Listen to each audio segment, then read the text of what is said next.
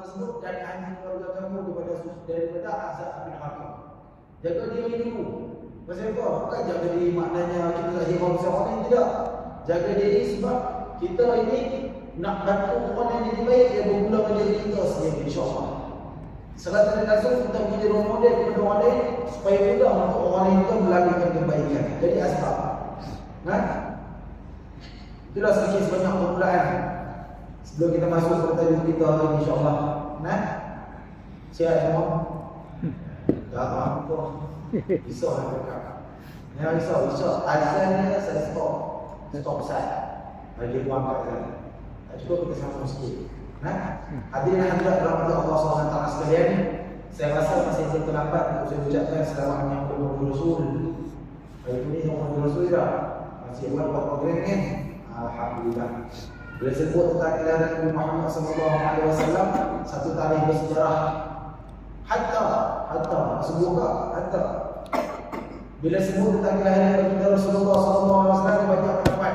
Di Malaysia kita berpegang dengan 12 Rabiul Awal, tak ada masalah. Ada yang kata 14, ada yang kata bulan Safar pun ada. Tapi kita tak ada masalah. Para ahli ulama, orang macam pandai, dia tak sibuk membincangkan tarikh ini dah. Yang dia sibuk bincangkan adalah apa yang patut kita pelajari daripada Nabi Muhammad SAW. Wa ma arsalnaka illa rahmatan lil alamin. Tidaklah aku utuskan engkau wahai Muhammad melainkan untuk menjadi rahmat kepada sekalian alam. Selalu umat kita dengar khatib akan sebut innallaha malaikatahu yusholluna 'alan nabi ya ayyuhalladzina amanu sallu 'alaihi wa sallimu taslima. Sesungguhnya para malaikat Allah Subhanahu wa taala dan para malaikat berselawat ke atas Nabi. Wahai orang-orang beriman, berselawatlah kamu ke atas Nabi dengan sebaik-baik penghormatannya. Tu khatib ajak kita buat baik. Allah dan para malaikat sendiri berselawat ke atas Nabi. Apatah lagi kita. Rasulullah SAW menyebut orang paling ikut di atas muka bumi ni bila dia dengar nama aku, tapi dia tak berselawat ke atas aku. Inilah orang paling ikut sekali di atas muka bumi. Kenapa? Satu-satunya waktu Allah dan para malaikat akan berselawat ke atas kita adalah apabila kita berselawat ke atas Nabi. Barang siapa berselawat ke atas Nabi marah sekali, Allah dan para malaikat akan berselawat kepada dia asyrah 10 kali. Tak ada waktu lain lah. Umat Nabi Muhammad dapat. Siapa selawatkan Nabi sekali, Allah dan para malaikat berselawat ke atas dia 10 kali. Selawat ini bermaksud apa? Mendoakan kepada dia. Bukan sekadar selawat ini kita Rasulullah, tapi satu doa kita kepada Rasulullah SAW. Allah dan para malaikat dia berdoa kepada kita 10 kali. Tak ada waktu lain dah.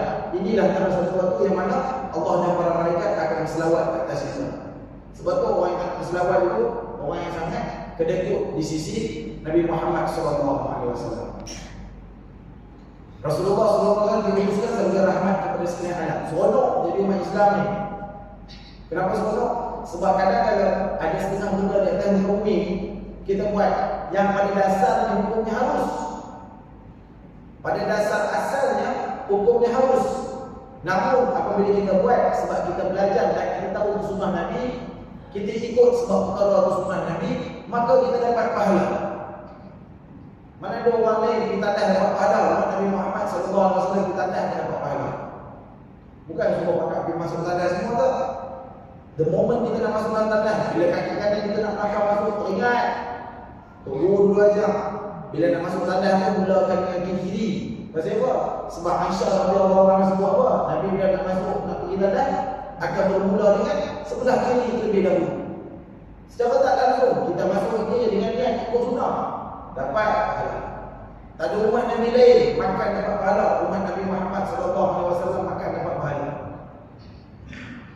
Buktinya apa? Rasulullah SAW sendiri yang sebut. Dalam satu hadis, Samillaha wa kul biyaminika wa kul mimma yalika. Sebut nama Allah bila nak makan. Bila momen kita tengok rezeki depan mata kita, kita sebut Bismillahirrahmanirrahim. Tak dapat baca doa panjang, tak dapat, tak sempat, tak dapat sangat. Tak apa. Sebut nama Allah. Bismillahirrahmanirrahim. Wa kul biyaminika. Makan dengan tangan kanan kamu. Sebab tu selalu kita berpesan kepada orang sekalian supaya ada ilmu. Sebab apa? Sebab benda ini akan dikongsikan dengan orang-orang yang ada di sekeliling kita. Dulu kalau mak ayah kita ajaknya makan tangan kanan. Pasal apa makan tangan kanan? Kenapa tak tangan kiri? Tangan kiri, tangan basuh, tangan cebok. Dah. Kenapa makan tangan kanan? Sebab Nabi suruh makan tangan kanan. Secara tidak langsung kita mendidik anak-anak kita supaya ikut sunnah. Bukan sebab kita ikut. Kalau tanya kenapa? Sebab bapak saya suruh. Tak. Sebab ini sunnah Nabi. Wakul biyanika, wakul mimma yalika. Makan apa yang dekat dengan kamu. Teman dulu bila nak makan, mak dia akan letaknya makanan depan kita. Tak kita suka tu dia letak ujung sini. Dia tak letak depan kita, ujung sini. Dia letak sayur sebelah sini, sup sebelah sini. Sementara tangan tak sampai, tangan mak sampai ni. Mak tepuk tangan kita. Ambil yang depan dulu. Pasal apa mak? Dia makan sikit. Kenapa? Tak elok. Jangan tanya makannya. No. Bagi tahu inilah sangat-sangat mendidik secara tidak langsung. Sebab Nabi Muhammad SAW sebut makan apa yang dekat dengan kamu dulu. Sebab dalam makanan ini semua ada keberkatan dia. Yang ini punya keberkatan untuk otak, yang ini punya keberkatan untuk mata, yang ini punya keberkatan untuk perut kita. Kita tak tahu. Inilah yang diajar oleh baginda Rasulullah SAW. Secara tidak langsung kita mendidik anak-anak kita supaya ikut sunnah. Bermula di rumah macam mana pun. Macam mana pun didikan, sunnah itu bermula di rumah. Anak haus macam mana pun nak minum sekejap, duduk. Pasal apa duduk mak? Sebab Nabi Muhammad suruh. Bukan takut tersedak, tidak. Sebab Rasulullah SAW sebut, la yashrabanna ahadukum qa'imah. Janganlah kamu minum dalam keadaan salah satu dari kamu itu dalam keadaan berdiri. Duduk. Tak ada kursi duduk, cangkung sikit. Kalau di pasar sebab tak adalah menjatuhkan kamu dosa. Tapi mengajarkan orang sekalian supaya dekat dengan sunnah Nabi Muhammad SAW. Walaupun kadang-kadang memang perkara itu sukar. Ada setengah benda kita tak boleh nak buat sebab apa? Kekangan masa. Tapi ingat, fattaqullah mastata'tum. Bertakwalah kepada Allah semampu mana kamu. Dulu kita kat Malaysia ni ada satu lagu nasyid di sebelah saya. Kalau tuan-tuan ingat, popular lagu Bahari itu popular ni. Dia sebut Laukana bainana al-habib. Dengar? Laukana bainana. Maksudnya apa? Andainya nanti bersama-sama dengan kita. Saya mungkin pernah semudah pasal benda ni. Hari ni saya ulang lagi supaya semua orang dapat faham. Bila dengar lagu ni, seronok, hati kita seronok. Tapi saya pada masa yang sama, kita ada rasa sikit risau. Bukan saya risau Nabi hidup dengan saya, tidak. Kita seronok Nabi hidup dengan kita. Persoalan dia, kita tidak sedar betul Nabi hidup dengan Nabi. Nabi suruh semayang 5 kali sehari. Bukan kamu suruh 2 minggu lepas. Bukan suruh buat tahun lepas. Nabi suruh buat beribu tahun lepas. Yang tak solat 5 kali sehari yang ini ada tidak? Ada. Perintah suruh menutup aurat, baik lelaki, baik perempuan. Nabi bukan suruh baru-baru ni. Nabi bukan suruh 5 tahun lepas. Nabi bukan suruh buat 2-3 hari lepas. Nabi suruh buat beribu tahun lepas lagi.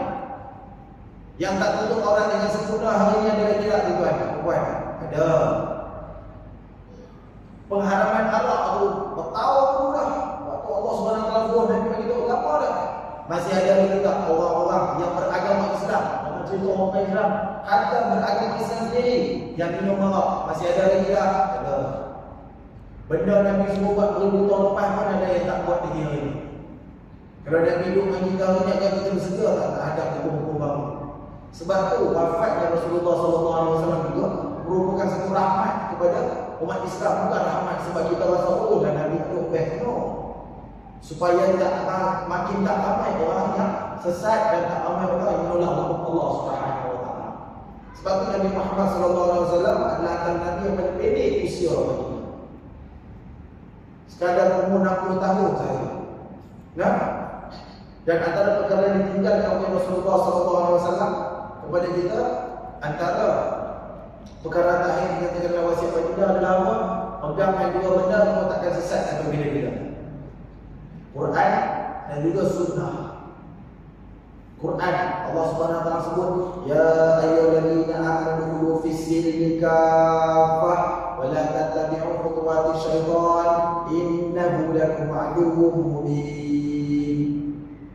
Orang-orang yang beriman masuk ke dalam Islam secara keseluruhan, jangan ikut jejak langkah syaitan, sesungguhnya dia merupakan musuhmu yang paling nyata.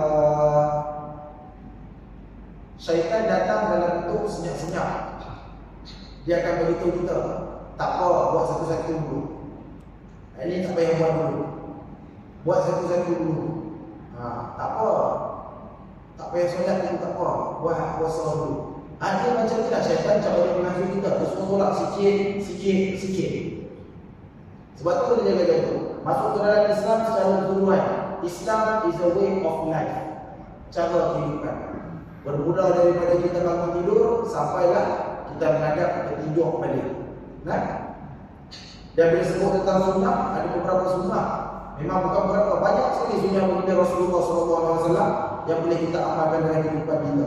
Dan kalau rujuk kepada kitab yang saya akan kongsikan ini, iaitu kitab Indahnya Akhlak Rasulullah SAW, kita masih membincangkan tentang tajuk tingginya sabar baginda Rasulullah SAW. Allah SWT sebut dalam Al-Quran, Innallaha ma'as-sabirin, sesungguhnya Allah bersama-sama dengan orang bersabar. Banyak ayat sebut tentang sabar. Nah, ya ayyuhallazina musta'inu bis-sabri was-salah, orang beriman itu maka perlu memohon perlindungan dengan sabar dan juga dengan solat. Sabar, satu perkataan yang senang nak sebut, tapi memang sangat susah nak buat. Lagi-lagi kalau jadi dekat batang hidup kita sendiri. Nah, antara kisah tentang kesabaran baginda Rasulullah SAW, ketika baginda Rasulullah SAW berada di Taif dalam perjalanan menuju ke Mekah, penduduk Taif menuntut baginda saya mencemooh, mengumpat dan juga menghardik. Bahkan ada sekelompok yang berdiri berjajar di pinggir jalan melemparkan Rasulullah SAW dengan batu dan mengejek dengan ungkapan. Sampai macam tu sekali mereka benci kepada baginda Rasulullah SAW. Lepas tu Rasulullah SAW nak lalu kat situ, dia orang pun duduk sebaring kat situ, pakat dengan batu semua, campak pada Rasulullah SAW. Ada sengaja mengejek, menghardik baginda. Mereka melemparkan tubuh Nabi Muhammad SAW dengan batu sehinggalah darahnya mengalir ke dalam kasut yang dipakai. Sampai begitu teruk sekali, darah Rasulullah SAW itu memenuhi sepatu baginda Rasulullah SAW. Sampai macam tu sekali benci mereka kepada Nabi Muhammad. Zaid bin Harithah yang ketika itu bersama-sama dengan baginda melindungi baginda daripada pelakon penduduk Taif, luka dan berdarah kepadanya. Mereka terus melakukan ini sehingga Nabi Muhammad SAW berlindung di kebun milik Utbah dan Syaibah, putra Ibnu Rabi'ah yang jaraknya 3 batu dari kota Taif. Kemudian baginda duduk di bawah pohon anggur dan memanjatkan doa kepada Allah Subhanahu wa taala, menumpahkan semua kesedihan yang tersimpan di dalam dada, terutamanya kesedihan kerana menjadi seorang penduduk Taif yang masuk Islam. Di sini kita boleh nampak indahnya akhlak Rasulullah SAW. Nombor satu, yang pertama, apabila dilakukan seperti ini, mereka berlindung di kebun milik Utbah dan Syaibah. Apa yang dapat kita pelajari di sini? Tuan-tuan, hadirin hadirat dirahmati Allah Subhanahu wa taala sekalian. Antara salah satu daripada baginda hadis baginda Rasulullah SAW, ada beberapa golongan yang dijanjikan syurga. Siapakah mereka? Mereka yang mengetahui debat kusir walaupun berada di atas jalan yang benar. Apakah itu debat kusir? Debat yang berpanjangan dan sia-sia. Bila Rasulullah SAW berlindung dengan Utbah di kebun milik Utbah dan Syaibah ni, maka kita fahami bahawa ada ketika memang orang tak nak dengar cakap kita. Buatlah apa pun, orang takkan dengar. Walaupun benda yang kita suruh buat tu adalah benda betul. Waktu penduduk Taif campak batu kepada Rasulullah SAW, Nabi Muhammad boleh minta ke Allah, ya Allah, lindungilah aku daripada batu-batu yang dicampak ni. Nabi boleh buat tak? Boleh buat. Allah boleh berhentikan tak batu-batu tu? Boleh. Tapi Nabi tak minta. Malah Nabi berlindung. Ini antara indahnya akhlak Rasulullah SAW mengajarkan kepada kita. Ada ketika memang orang tak nak dengar. Waktu orang tak nak dengar tu, jangan paksa, tenang dulu. Tu yang Nabi berlindung. di kebun milik Uqbah dan Syaibah ni. Berlindung di kebun ni pun ada kisah dia.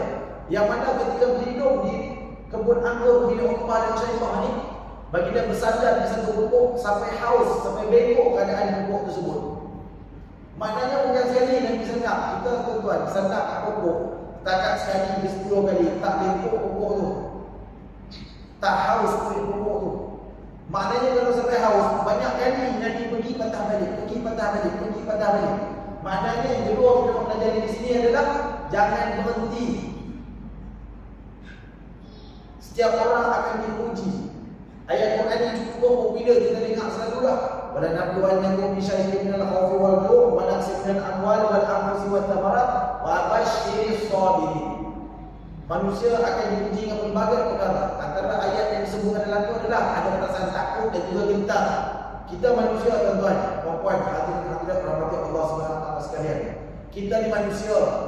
Ada ketika kita rasa takut, ada ketika kita rasa gentar. Bukan ada.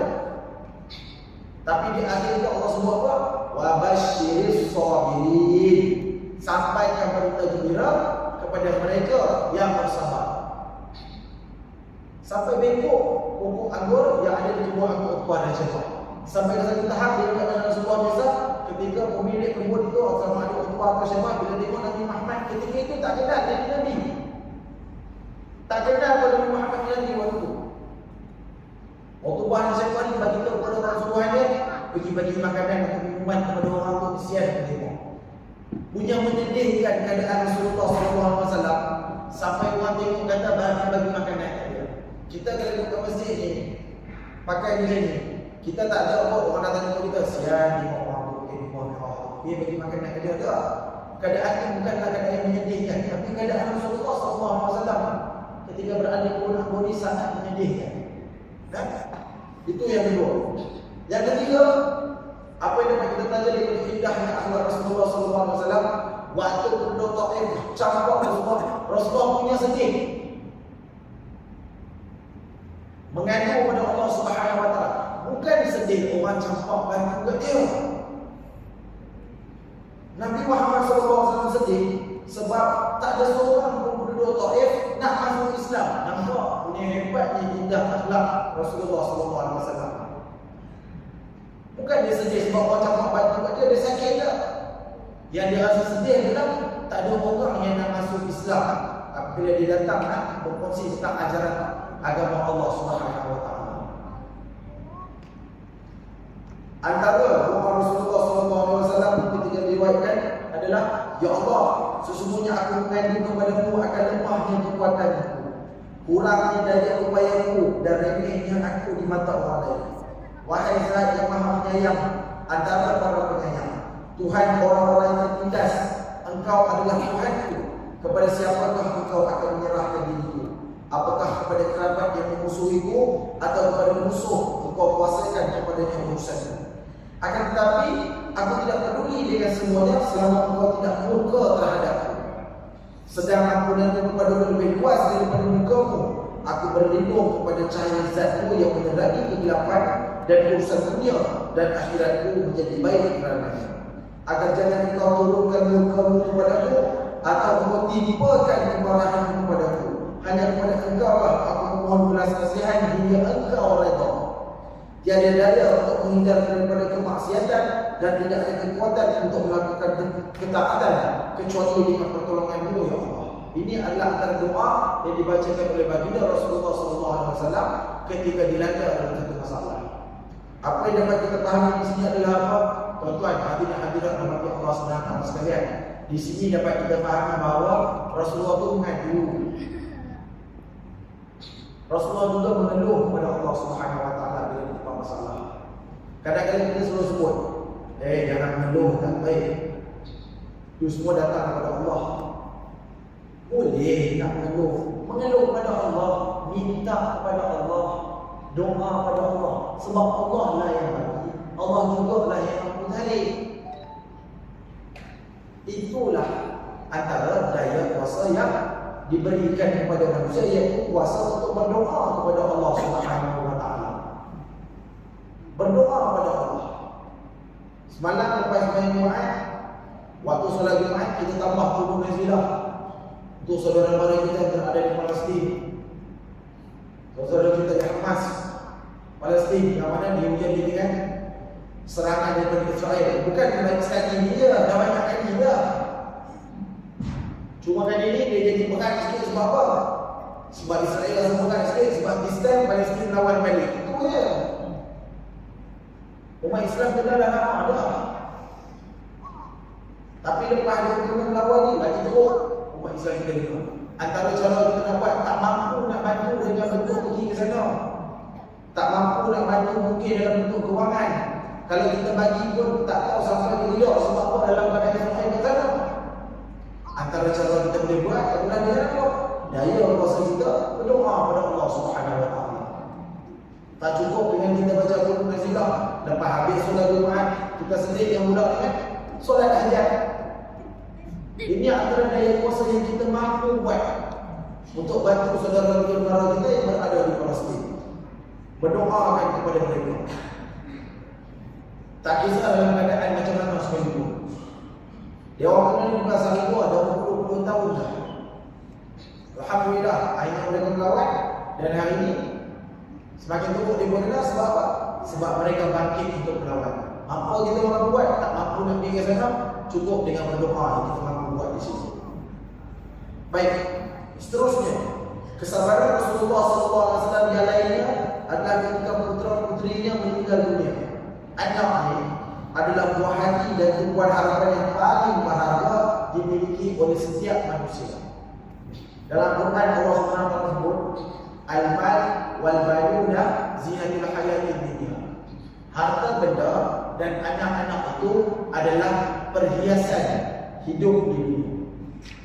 Perhiasan ni sesuatu yang kita banggakan kebiasaan. Mengapa disamakan anak-anak dah harta benda ni? Sebab sebagai perhiasan, sebab perhiasan ni adalah sesuatu yang kemungkinan yang bagi seorang manusia kita banggakan. Kita ada rumah besar, tu harta benda tu. Rumah besar, cantik, kita rasa bangga. Alhamdulillah, aku mampu buat rumah yang cantik. Ada masjid yang cantik, alhamdulillah kita bangga. Bukan riak, kita bangga.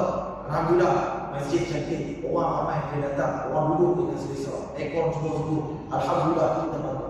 Harta benda itu perhiasan. Pada masa yang sama Allah SWT sebut apa? Anak-anak ini adalah perhiasan hidup di dunia. Anak kita besar jadi manusia yang baik, perhiasan hidup di dunia. Kita bangga, alhamdulillah anak menjadi anak yang baik. Sebab itu selalu antara perkara saya desain, mungkin ini juga doa aku saya juga lah. Kita minta anak-anak kita jadi manusia baik. Jangan sekadar anak-anak kita minta dapat digri, ijazah, diploma semata-mata, tidak. Minta anak-anak kita jadi manusia yang baik. Bukan bermaksud anak kita ni bila dia tak ada digri ke, tak ada diploma ke, tak ada tertentu ke, dia jadi jahat. Tidak. Biar mereka jadi manusia yang baik. Kalau dapat benda-benda tu alhamdulillah bagus. Tapi yang paling penting, minta anak-anak kita ni jadi anak-anak yang baik. Sebab apa? Sebab Rasulullah SAW sebut apa? Idza mata ibnu Adam qata'un, putus semua benda. Mati seorang anak Adam, putus semua benda. Melainkan tiga. Salah satu daripada dia apa? Doa daripada anak-anak yang soleh dan soleh. Orang yang selalu doa kita ni doa anak-anak kita. Doa anak-anak kita jadi anak-anak yang soleh dan soleh. Minta mereka boleh jadi asbab untuk kita masuk dalam syurga nanti. Bukan jadi asbab kita kena tahan masuk dalam syurga. Bukan jadi asbab kita kena tahan. Benar, betul tuan. Apa nama? Kita takkan menanggung dosa orang lain. Dalam Quran dia sebut, kita takkan menanggung dosa orang lain. Takkan nak buat dosa sama bapak dia pula masuk neraka. Dah, dalam Quran sebut kita takkan menanggung dosa orang lain. Tapi Rasulullah SAW sebut dalam hadis ini sebut awal tadi apa? Setiap orang akan dipersoalkan tentang perkara dia mimpi bila. Bila kita ada anak, kita tak ajak dia tentang apa? Kita tak ajak dia tentang kebaikan. Allah akan tanya kepada kita nanti. Engkau diberikan satu amanah, perhiasan, bangun anak-anak ni. Apa kau buat? Agak-agak tentu nak jawab apa daripada Allah Subhanahu Wa Taala. Allah Mutlak Maha Adil. Waktu tu mulut dia kena pujian. Yang menjawab itu iman kita, nafsu kita, tangan kita. Nak jawab apa daripada Allah? Waktu itu dah tak boleh susun karangnya dah. Ya Allah, kan semua tak berusaha orang lain. Mesti puasa tentang berusaha anak saya. Tak ada. Waktu itu tak ada dah. Semua ni kan dipersoalkan kepada kita. Anak-anak adalah perhiasan hidup di dunia. Meskipun demikian, ketika baginda menghadapi kematian putera dan puterinya, baginda tetap tambah dan bersabar. Sebelum baginda diangkat menjadi Rasul, dua orang puteranya, Al-Qasim dan Abdullah, yang dijulukan dengan nama Al-Tahir, suci, dan Al-Tayyib, bersih bagus, meninggal dunia. Dan setelah baginda diangkat sebagai Rasul, tiga orang putrinya yang bernama Zainab, Ruqayyah dan Ummu Kulthum, setelah mereka menikah juga mendahului baginda meninggalkan dunia ini. Itu Allah Subhanahu Wa Taala nak bagi tahu berat ujian Nabi Muhammad sallallahu alaihi wasallam. Waktu jadi anak, bapa dia pergi ke Yathrib untuk berdagang, meninggal dunia sebelum baginda dilahirkan. Lepas baginda dilahirkan, duduk dengan ibu Sufwan 4 tahun, balik duduk dengan mak dia Aminah 2 tahun pun meninggal juga mak dia. Cukup 2 tahun duduk dengan anak dia pun 2 tahun meninggal dunia. Itu waktu sebelum dilahirkan dan lepas dia, lepas besar, lepas jadi bapa pun macam tu juga. Allah Subhanahu Wa Taala uji lagi putera putrinya diambil oleh Allah Subhanahu Wa Taala. Kemudian baginda dianugerahkan seorang putera yang lahir dari Sarirah, hamba saya baginda Maria Al-Qibtiyah.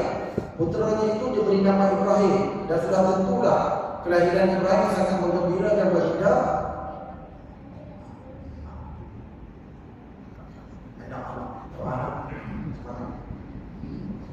Puteranya itu diberi nama Ibrahim. Sudah tentu kelahiran Ibrahim sangat menggembirakan baginda, kerana setelah meninggalkan putera putri baginda, baginda tidak dikurniakan sebarang keturunan. Namun umur Ibrahim juga tidak panjang. Dia hidup selama 16 bulan sahaja, atau setengah riwayat yang sebut 18 bulan sahaja. Kemudian jatuh sakit. Ketika Ibrahim hendak menemui ajalnya, Rasulullah SAW diberitahu tentang keadaan puteranya itu. Kerana hatinya merasa berat, baginda meminta Abu Rahman bin Auf menghantarnya menuju ke rumah. Waktu dalam keadaan Nazak sakit nak mati itu, Rasulullah SAW sedih sangat, diminta Abu Rahman bin Auf dan menghantarnya ke rumah.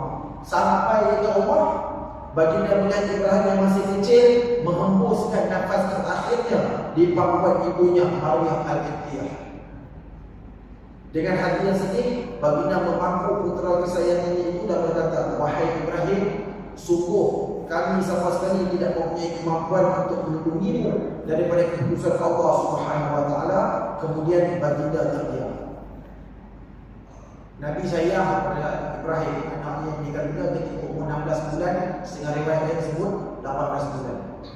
Waktu hembus nafas terakhir, Nabi sebut tak ada apa yang menghalang apa yang telah ditetapkan oleh Allah Subhanahu Wa Taala. Ada di antara kita mungkin dalam ibu kata yang sama. Saya ada seorang kawan 5 tahun kahwin, tak ada anak. Alhamdulillah saya hidup.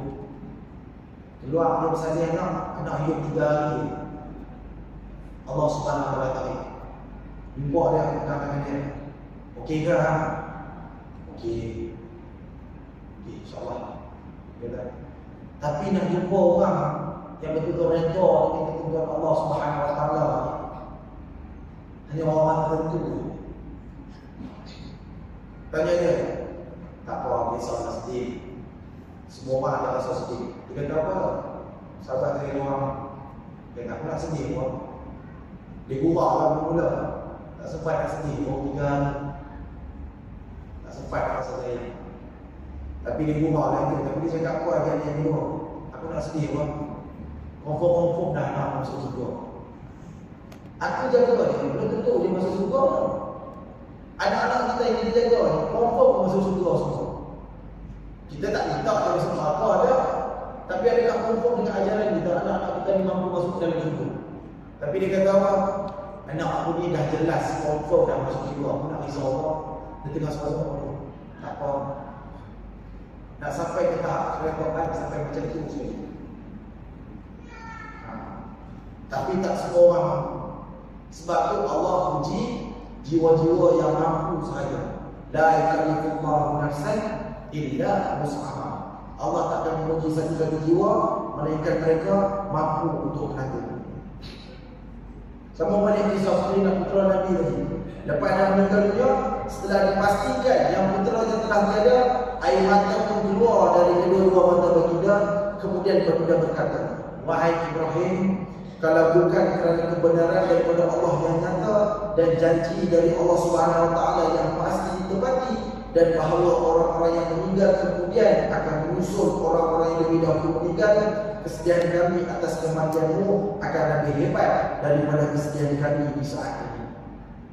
Dalam keadaan kematian putera baginda pun, baginda masih lagi menunjukkan, masih lagi memuji Allah Subhanahu Wa Taala.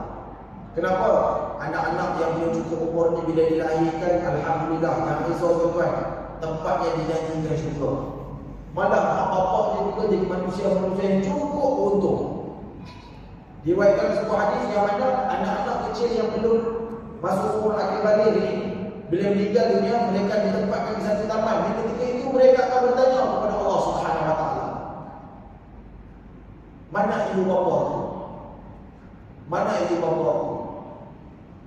Mereka akan bertanya, berkehendak kepada ibu bapa mereka supaya masuk menemani mereka di dalam syurga. Sebab tu nikmat. Cuma ni macam Rasulullah SAW sebut tadi lah. Jika tidaklah berita-berita gembira yang mengusulkan lebih dahulu meninggal, sudah tentu kesediaan kami akan lebih besar daripada itu. Maknanya Rasulullah SAW pun tahu janji Allah itu benar.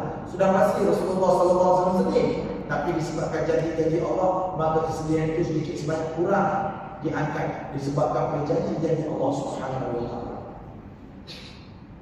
Apabila melihat kesedihan baginda, Abdurrahman bin Auf bertanya, wahai Rasul, mengapa engkau bersikap sedemikian? Abdurrahman tanya, pasal apa kau sedih macam ni? Siapa sikap sedemikian? Kan sebut tadi, ya Rasulullah sebut apa-apa kau buat ni untuk Allah. Pasal apa kau bersedih, bersikap sedemikian? Apa jawab baginda? Ibnu Auf, sikapku ini adalah rasa kasih sayang. Jawab baginda. Bila dengar baginda sebut macam tu, apa Abdurrahman bin Auf cakap? Dia melemparkan satu pertanyaan lain, berkata, sungguh mata ini berlinang dan hati ini sedih.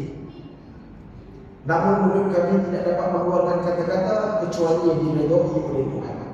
Sungguh kami berasa sedih dengan pembagianmu, wahai Ibrahim. Ini yang dinyatakan oleh Abdurrahman bin Auf bila mendengar kata-kata baginda Rasulullah SAW. Sebab dia tahu Rasulullah SAW dalam keadaan sedih, tapi masih lagi berdoa kepada Allah Subhanahu Wa Taala. Inilah antara cara kita menandakan kasih sayang, sebab kita tahu semua itu datang daripada Allah dan semua itu akan balik kepada Allah Subhanahu Wa Taala. Dalam Quran kan sebut, bila kamu ditimpa satu-satu musibah, qalu inna lillahi wa inna ilaihi raji'un. Sesungguhnya semua itu datang daripada Allah dan semua itu akan balik kepada Allah Subhanahu Wa Taala. Bila? Tak tahu. Di mana? Tak tahu. Kepada siapa? Tak tahu.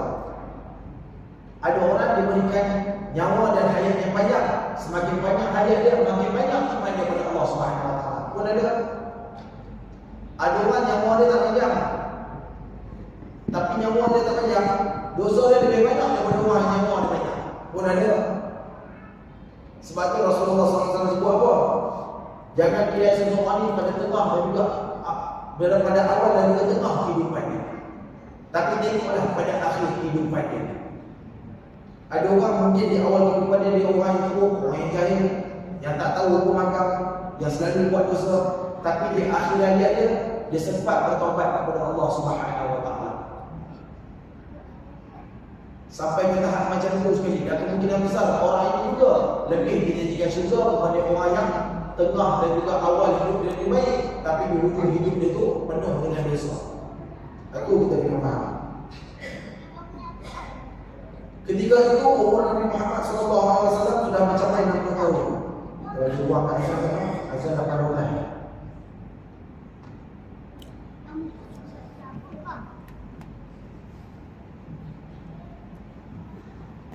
Ketika itu umur Nabi Muhammad SAW sudah mencapai 60 tahun. Bersama-sama dengan para sahabat, baginda menghantar jenazah putranya hingga ke tempat pemakaman. Meskipun rasa sedih menyelimuti hati baginda, baginda menerima ketetapan Allah Subhanahu wa taala ini dengan lapang dada.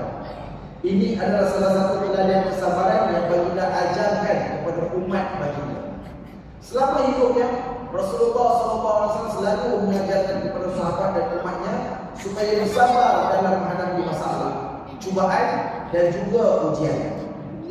Suatu ketika baginda mendatangi sahabat-sahabat dan bertanya, apakah kalian ini orang-orang beriman? Nabi tanya kepada sahabat-sahabat, apakah kalian ini orang-orang beriman? Lalu baginda tanya lagi sekali, apakah tanda keimanan kalian?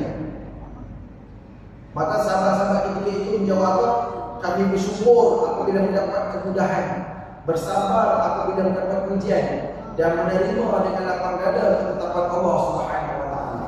Itu jawab para sahabat. Kemudian bila dengar kata sahabat-sahabat itu, Nabi Muhammad SAW jawab apa? Demi zat yang memelihara Ka'bah, kalian adalah orang-orang yang beriman. Sebab itu sahabat ini tempat dia istimewa di sisi Allah Subhanahu wa taala. Pernah satu ketika Nabi duduk dengan sahabat-sahabat. Ketika itu tiba-tiba Nabi menarik nafas dan Nabi sebut apa? Aku rindu. Kita mungkin kita sebut tau, alasan untungnya dia sahabat-sahabat yang dengan Nabi dijanjikan syurga oleh Allah Subhanahu wa taala. Seronoknya dapat duduk dengan Nabi. Tapi ingat, Nabi pernah duduk dengan sahabat-sahabat dia. Nabi menarik nafas panjang, kemudian Nabi menyebut apa? Aku rindu. Sahabat tanya kepada Rasulullah, rindu siapa? Muhammad. Muhammad jawab apa? Aku rindu kepada umat-umat aku. Sahabat-sahabat sedikit timbul, dia kata apa? Kenapa nak rindu kepada umat kau? Kami ada pada depan ni. Nabi Muhammad jawab apa? Apa sahabat-sahabat aku? Anda semua sahabat-sahabat aku. Aku rindu kepada umat-umat aku. Siapa umat-umat wahai Muhammad? Orang yang tak pernah tengok muka aku, tak pernah dengar suara aku, tak pernah tetap kat jalan aku, tapi beriman kepada aku. Nabi rindu ke siapa? Nabi rindu ke kita semua. Kita belum dilahirkan Nabi pun, Nabi Muhammad SAW dah rindu kepada kita, dah sayang kepada kita. Ketika peristiwa Isra Mi'raj, antara doa yang diminta kepada Allah Subhanahu wa taala, kita dan Tuhan kalau Allah sebut sofai doa, minta apa nak minta. Pokok-pokok kita minta syurga. Aku nak masuk syurga, tak nak masuk neraka. Beza Nabi kita, kita semua angkat tangan, Muhammad berdoa lah. Apa jawab Muhammad? Doa. Nabi sebut apa? Nabi tak minta syurga. Nabi sebut apa? Berikan syurga kepada umat aku, jauhkan neraka daripada umat aku. Ini adalah antara doa yang dibaca oleh baginda Rasulullah SAW. Bagi syurga pada umat aku, jangan bagi neraka pada umat aku. Dan Allah makbulkan. Allah makbulkan. Sebab tu Nabi Muhammad SAW sebut apa? Man fi akhir kalimah la ilaha illallah faqad dakhala jannah. Siapa akhir kalimah la ilaha illallah, dia sebagai orang Islam, confirm masuk syurga. Kita jangan ingat. Kata macam ni dosa pun tak kuat. Sebab mati ini masuk syurga juga. Persoalan dia tu macam tu, kita confirm ke akhir kalimat kita tu la ilaha illallah. Confirm tak confirm itu je kita nak tahu. Akhir kalimat kita la ilaha illallah ke apa? Kedua, kalau dia buat dosa macam mana? Dia tetap masuk syurga. Masuk neraka dulu, lepas tu dapat masuk syurga. Orang kafir masuk dalam neraka kekal selama-lamanya. Tapi kita disebabkan Nabi dah doa, kalau mati dia sebagai orang Islam, confirm masuk syurga. Kalau dia buat dosa, masuk neraka dulu, baru masuk dalam syurga. Tak buat dosa, buat dosa pun sifat nanti dah nanti masuk syurga juga. Persoalan dia boleh bertahan ke sehari ke neraka. Itu nak kena kita tanya diri sendiri. Nabi dah doa macam-macam dengan kita. Nabi hanya buka jalan. Tuan-tuan, kita sendiri nak kena jejak kaki masuk dalam jalan yang disediakan oleh Nabi Muhammad SAW. Jadi dalam dua ni kita baca sedikit doa. Moga-moga ilmu ini dapat kita amalkan dalam kehidupan seharian kita dan dapat bermanfaat kepada kita, baik dalam kehidupan kita ataupun kehidupan orang lain yang berada seperti kita. Bismillahirrahmanirrahim. Alhamdulillahirabbil alamin. Hamdan syakirin wal 'aqibatu lil muttaqin. Wassalatu wassalamu ala asyrafil anbiya'i wal mursalin wa ala alihi wa sahbihi ajma'in. Allahumma inna na'udzubika min